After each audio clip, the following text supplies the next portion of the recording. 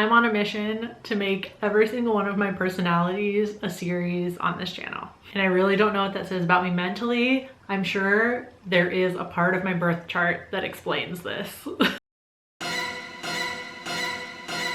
So I am a practicing witch, and I thought it would be fun to have a series where I discuss, pick apart, reach, get on my soapbox for various horror movies that involve witch characters and witchcraft.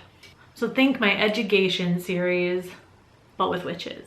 As you can tell from the title of this video, we are starting with likely, at least as far as I've seen, the best representation of witchcraft in a horror movie yet, 1996's The Craft, which was co-written and directed by Andrew Fleming, who is an openly gay man. Doesn't have much bearing on the movie, but we love to see it. We're following Sarah, who has just moved to a new school and falls in with the local outcasts who also happen to be a coven of witches. Something I wish would have happened to me in school. This movie gave me such high expectations for high school. What a letdown.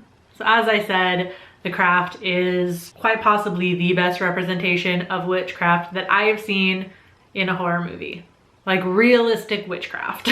In horror history, witches have been used mostly to represent a fear of women, uterus owners, feminine presenting people in power, having agency over themselves, which is something the patriarchy is fucking terrified of. I love The Craft because right off the bat, the girls are both the protagonists and the antagonists of the story, and the male characters are honestly just incidental. One of the best things about this movie is that it doesn't demonize witchcraft itself. So many of the movies I've seen, the ultimate moral of the story is witchcraft bad. It really does put a stigma on anybody in real life who actually practices, any neo-pagans, anyone who practices witchcraft, follows Wicca, whatever have you. But in this movie, the only people who are bad are the ones using magic the wrong way. Sarah doesn't have to renounce witchcraft at the end, or worse, adopt like a Christian religion in order to combat Nancy. Instead, she only needs to embrace the power within herself. See this with the character Lirio, who is the owner of the metaphysical shop in the movie, who basically lays it all out for us that true magic is neither good nor bad, it's only in the heart of the witch.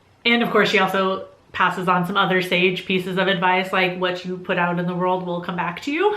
Then she probably should have told those girls at the beginning of the movie, but because the movie is very much a be careful what you wish for narrative, if highly relatable characters, anyone who has been a teenage girl or really just anyone who is deemed other by society can relate to the coven's desire for any kind of power, be able to change their situation, to have some control over the otherwise uncontrollable. And the fact that they are successful for a while, I'm not gonna lie, is a little empowering to see, and the movie makes it seem empowering. The movie never explicitly says what brand of magic, what pagan religion the girls are following. They never use any identifiers like Wicca at all. And the god that they mention, Manon, is a fictional god.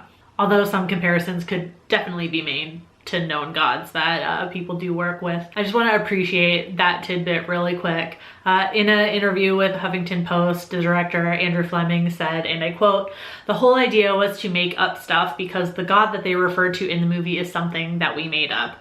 Because it might have been offensive to people if we had used people's real gods. We created our own." It is a small detail. They only mention Manon by name a few times anyway, but it makes such a big impact when you take into account the amount of witch movies that just turn us all into devil worshippers, which is just so incredibly inaccurate and so frustratingly inaccurate.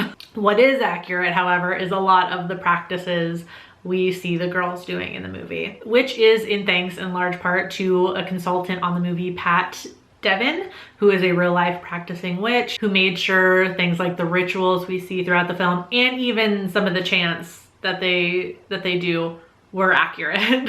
We made sure all that was accurate. Other small details like adding in nature whenever possible. We see it encroaching throughout the movie, like all over the school, especially when Sarah's first walking into school on the first day. Over the metaphysical shop, which is like one of my favorite like juxtapositions, like because they're walking down this very busy street and this shop is clearly like in a strip mall, and it's kind of like dingy buildings with graffiti, and you know, it's like a sidewalk along a busy street, and then you just see like all of these like vines and ivy climbing all over just this metaphysical shop. It's wonderful to see. It shows not only the influence of witchcraft on the girls, we see it in the background of so many shots, and it is an obvious nod to real-life neo-pagan practitioners because all those religions are nature-based.